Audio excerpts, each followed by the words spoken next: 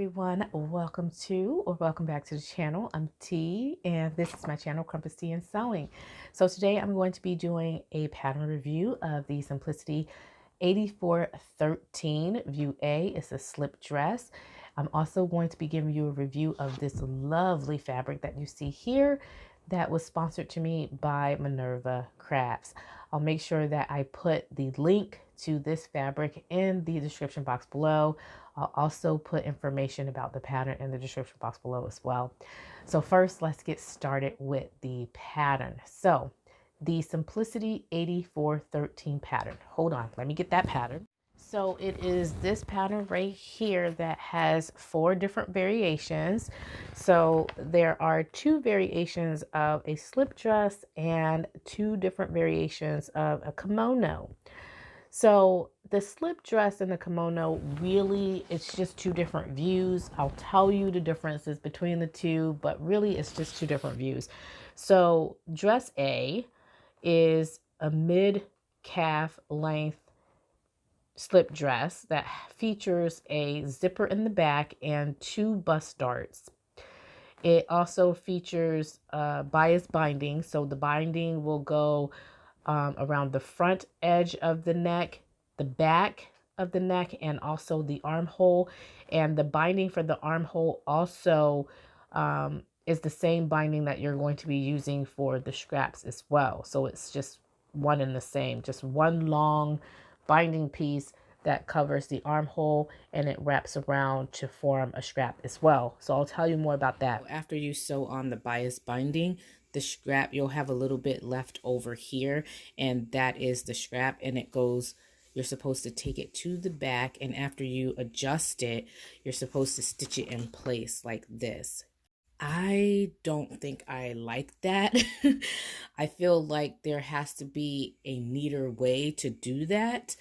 And I think in the future, what I would do instead of doing it that way is somehow maybe attach the straps to both the back and the front, like the bias binding to the back and the front, and maybe cut the strap in the middle and do my adjustments there and maybe put a ring and a slider there. I think that would be much cleaner and neater instead of trying to attach it to the back here with just a couple of stitches. I don't know if I like that. So for dress B, the only difference is the length. So you're either going to have a short dress that falls around your knee, or you'll have a longer dress that falls around your mid-calf section. Those are the only 2 differences between the 2 variations. For views C and D, again, same exact pattern. The only difference is whether or not you want to do a contrast band and contrast on your sleeves. So there really is 2 different views here. So that's the pattern here. And I'm going to go ahead and get into the review. I'll start with the fabric that is suggested here. The fabrics that they suggest for these 2 projects are charmeuse, crepe back satin, crepe de chine, double georgette, jacquard, soft, lightweight, linen types, silky types, velvet, crushed velvet, and novelty sheer fabrics. As always, they give you instruction to allow for extra fabric for plaids and stripes or one-way designs.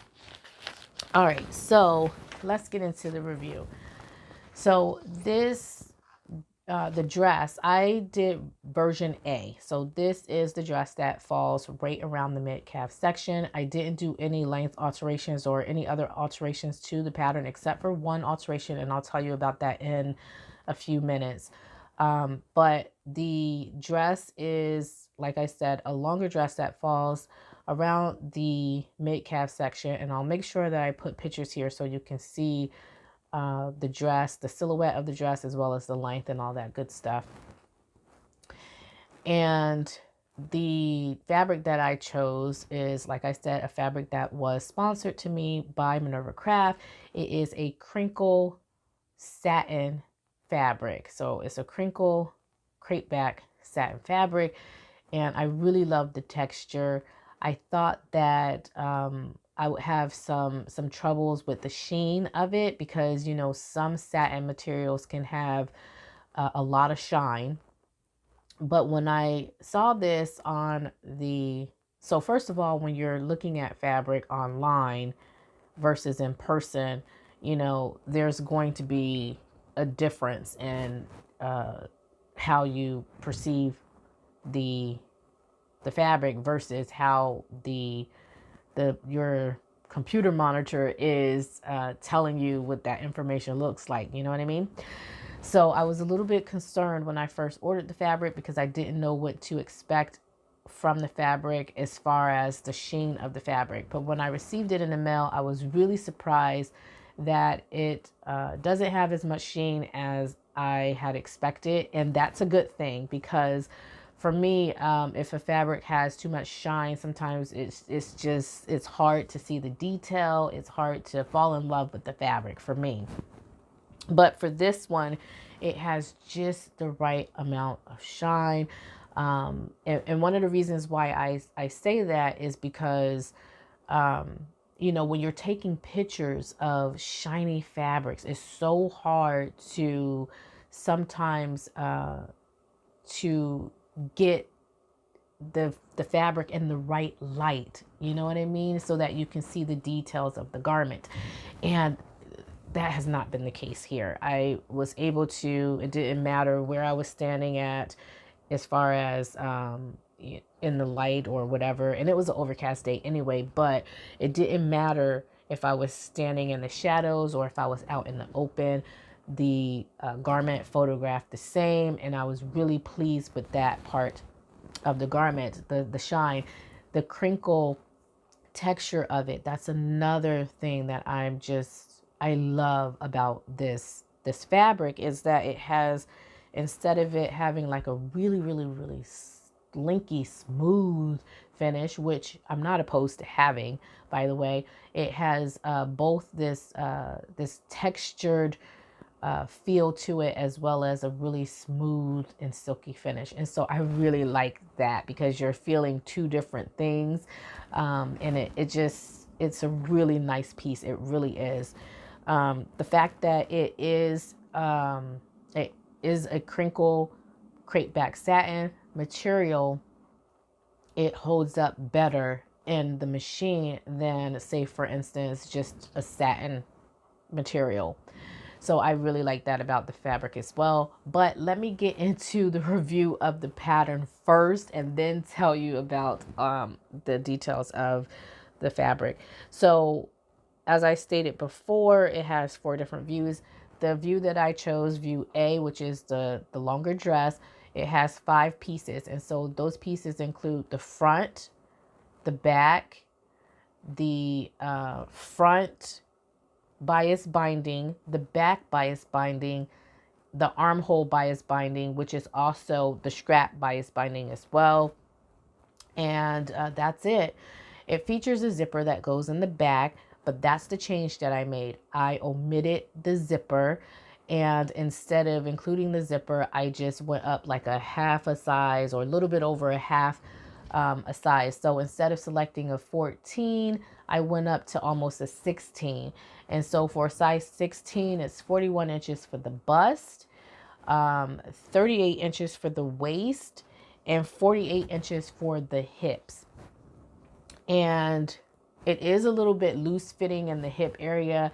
And my impression from looking at the envelope and also other garments online is that it's supposed to fit that way. It's not as fitted in the waist. And that's because I decided to do a pullover dress instead of adding the zipper. So I omitted the zipper. That's the change that I made. And I like it better that way. I absolutely do.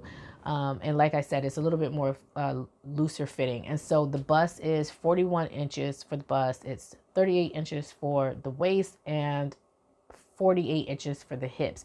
So the hips are a little bit more, the dress in the hip area is a little bit more loose fitting, and that's okay. I really like it that way. In the waist area, I could come in just a little bit more, maybe 2 inches more on each side. But again, I wanted it to be a looser fit, and I wanted to have it be a pullover instead of having a zipper in the back.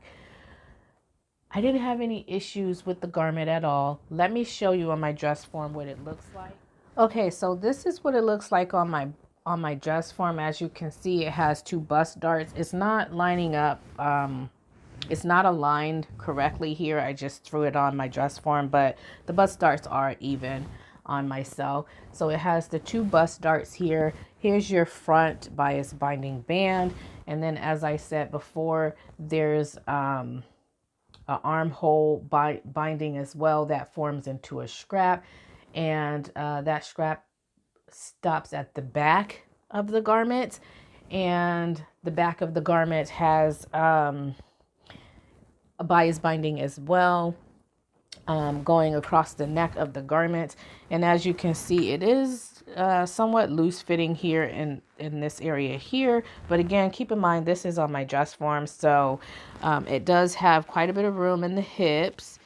Let's see if I can go this way so you can see. So it has quite a bit of room in the hips here, and the waist. Yeah, so it's a really nice piece, and I made this as a 2-in-1. So I wanted it to be a slip dress, but I also wanted it to be a nightgown as well.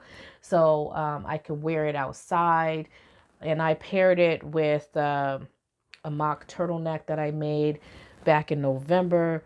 And that was for the Sew Your View challenge. I did the Simplicity S89 8992 or 8982 pattern, and I have that underneath of that. So that's what you're seeing with the garment. But it's just a really nice fabric, and like I said, is very, very smooth, but at the same time it has a really nice texture to it because it's a crinkle crepe back satin. And I used this black satin fabric here that I purchased from Joann Fabrics for the bias binding. And this was something that I had also used to make the kimono as well. So I tried to do this view here, which is this view right here. And I failed miserably with that pattern. Let me go ahead and move my dress form out of the way, and I'll tell you more about that here in a minute.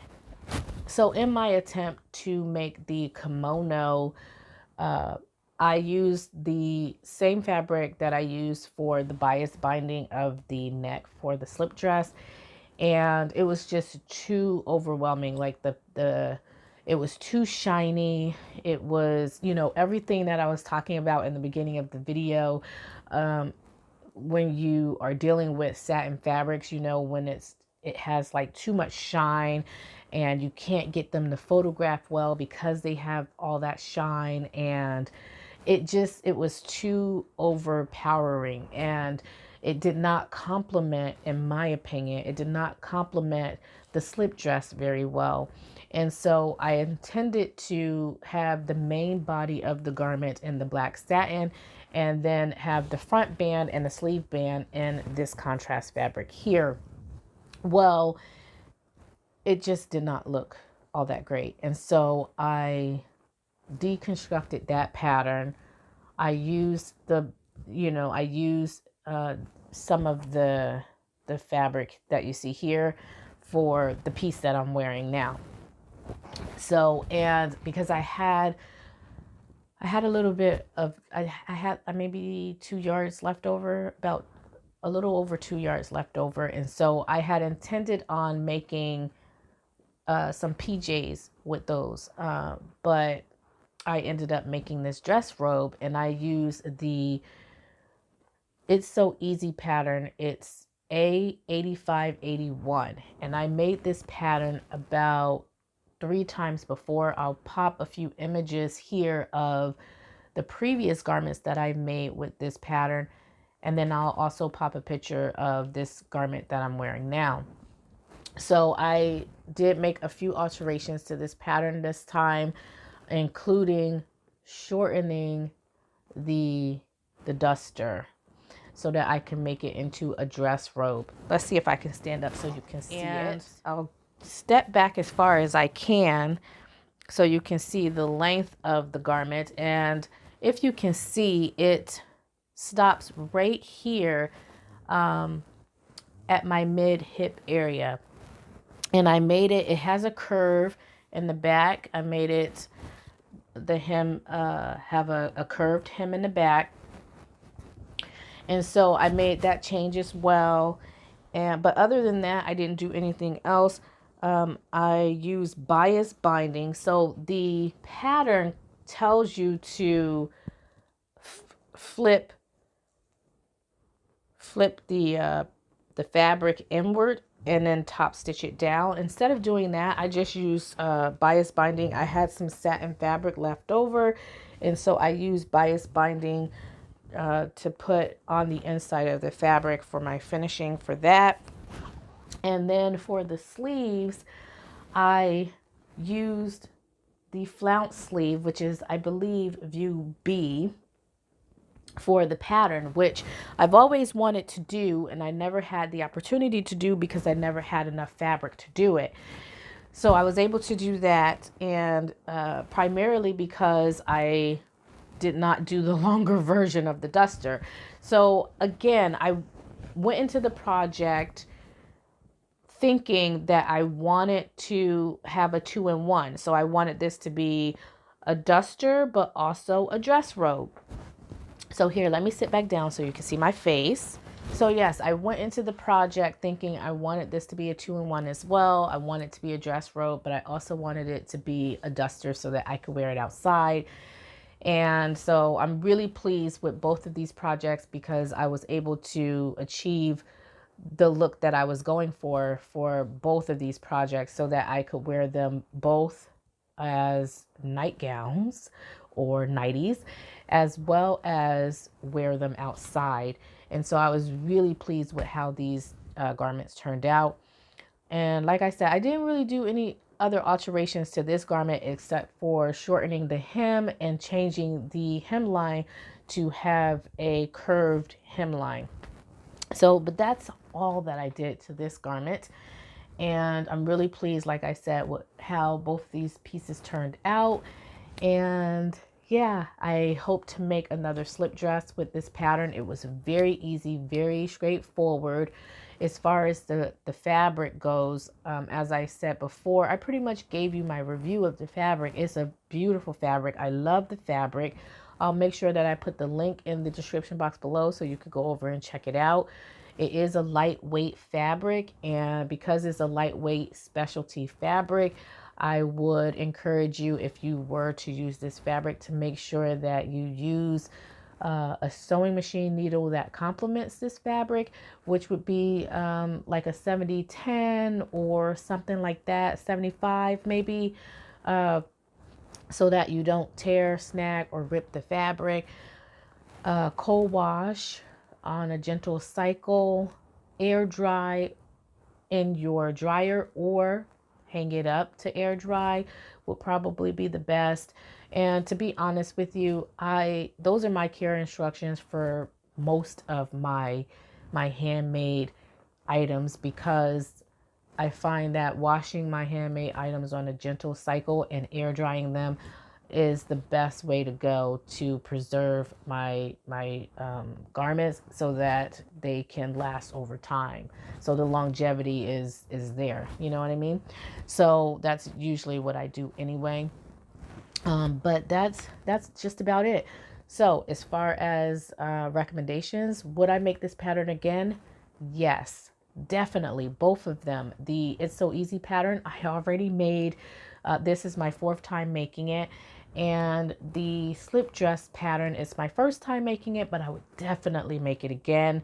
I did not, one of the reasons why I omitted the zipper is because this is a specialty fabric. It's very lightweight, and you really only have 1 or 2 chances to get the zipper right.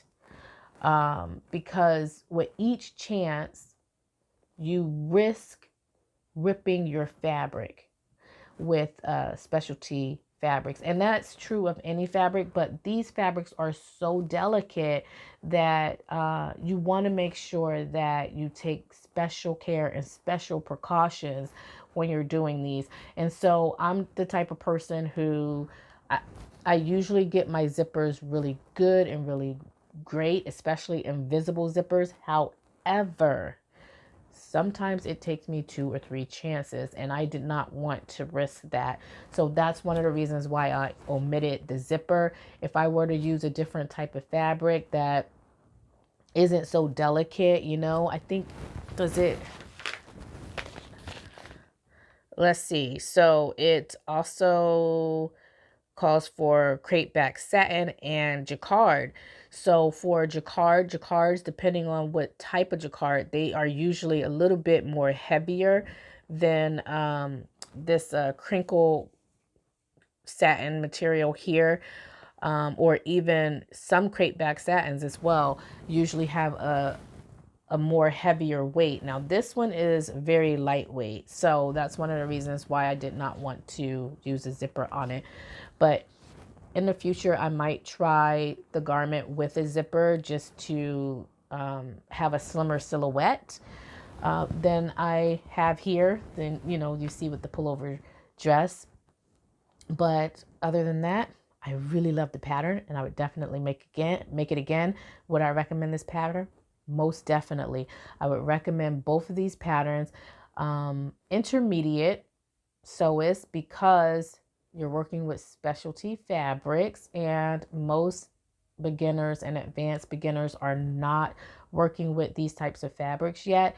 If you are a committed advanced beginner and you have had some experience working with these types of fabrics, I would say give it a try. But I would also encourage you to give it a try without using the zipper first, so that way you get more experience working with the piece, and you don't have to worry about being frustrated trying to get a zipper onto a material such as this. As far as the It's So Easy Simplicity A8581 pattern, this is very easy. A beginner can sew this up. It is so easy. And I believe the fabric recommendations for that pattern is you have more of a variety of different fabrics that you can choose from. So it's not just silky type fabrics, but you can choose other fabrics as well, like cotton blends, I believe, as well. So I would definitely recommend that pattern for beginners as well. So that concludes my review for today.